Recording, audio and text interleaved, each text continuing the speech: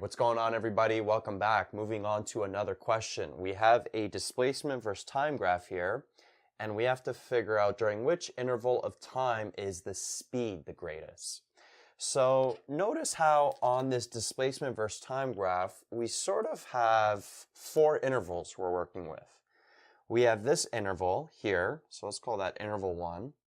This interval, that could be interval 2. And then here, this horizontal line, that's another interval 3. And then this line here, interval 4. And we have to figure out of these four intervals, which one has the greatest speed. And if you remember, when we're dealing with the displacement versus time graph, the more steep a slope, the higher the speed.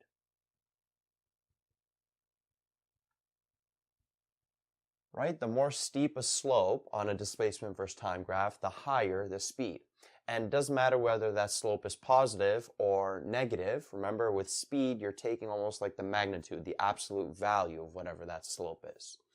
So what we can do is we can find the slope of these four intervals, and the one with the highest absolute value slope will be the one with the greatest speed. So how can we do that? How can we find the slope? Well, let's start with this interval 1 here. And notice how this point here, it has a coordinate of 0 and 5. Right? At a time of 0 seconds, the displacement is 5 meters. And then this coordinate here, the end of that interval, has a coordinate of 2 and 0. So notice the speed, let's say in interval 1, is going to be what? The slope of this line, which is y2 minus y1 over x2 minus x1. So let's label these. Let's say this is like x2, this is y2, and then this is like x1, y1. So we got y2 minus y1, so 5 minus 0, over x2 minus x1, 0 minus 2. And we would end up with 5 over negative 2, or negative 2.5 meters per second. Right? But notice how it's negative here. And that just means because the displacement is decreasing on this interval. However, if you remember, when we're looking at speed, we have to look at the absolute value of that slope. So the speed would actually be 2.5 meters per second. The negative 2.5 meters per second, that actually represents the velocity. And the velocity contains a direction as well. However, when we're dealing with speed, it doesn't contain a direction. So we only have that magnitude, the positive portion of it, which is 2.5 meters per second. Okay, so we have the speed for this first interval. What's the speed going to be for the second interval? Well, notice in the second interval, the beginning of it is the same point as the end of the first interval. So we'll use this 2 and 0 here, but now we just got to find what this point is. And this point is 5 and 4. Right? Perhaps not the best to scale drawn graph. It might look like it's 5, but it's actually supposed to be 4. So at a time of 5 seconds, that's when the second interval ends, and it's at a displacement of 4 meters at that point. Right? So we already labeled that first point x1, y1, so we could label this x2, y2. This x2, y2 is different than this one, so maybe I'll just erase this right here. So we got y2 minus y1, so 4 minus 0, over x2 minus x1, 5 minus 2, which is 4 over 3, which is approximately 1.33 meters per second. And notice we always take the absolute value of that, but since it's already positive, we don't have to switch any negatives to positives. What's the speed of this third interval going to be? Well, notice it's just a horizontal line.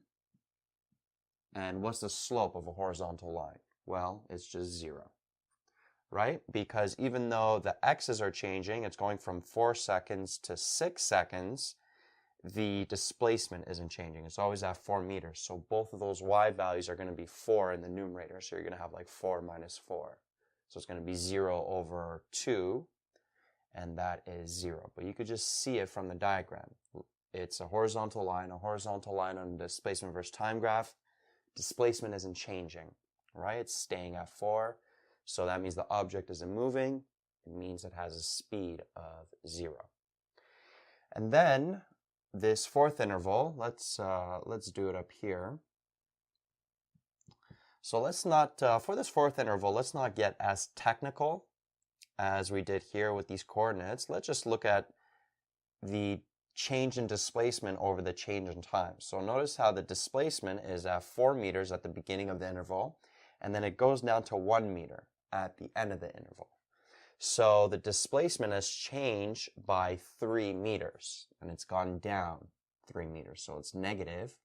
And then what about the time? Notice how the time went from 6 seconds to 10 seconds, so the change in time is 4 seconds.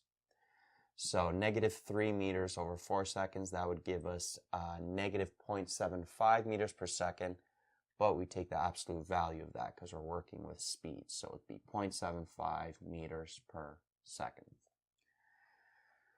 So that's the speed of the fourth interval. So out of all of these intervals, which one has the highest speed? Well, the first interval, the 2.5 meters per second, right? This interval has the steepest slope. Even though it's negative, it's the most steep out of all of them. And you could have just saw it from the graph, right? It's changing the most displacement in the least amount of time. But teachers will usually require you to show your work, so this is how you would show. You would find the slope of each of these lines, find the absolute value of the slope, and then just take the most steep one, so 2.5 meters per second. That's the greatest speed, and that happens in interval 1.